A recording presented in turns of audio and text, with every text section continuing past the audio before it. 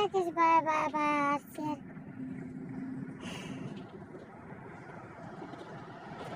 Okay. Dit wil beter kom, ek kan veilig nie julle sê. Dit is nice nie. My man was in dorp toe en alles en ons het 'n lighter nodig gehad en hy het regtig waar vergeet om 'n lighter te koop. Hy het nie eens steeltjies gekoop nie, fakkel. En toe moes ek, daar's 'n winkel oorkant die straat, letterlik reg oorkant ons huis. En ek moes net 'n lighter gaan koop het.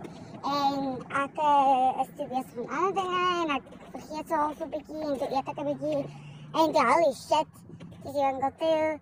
En toe loop ek na die winkel wat 'n klein bietjie verder is, 'n hele eind, maar nie so ver nie. Maar toe die fucking winkel ook.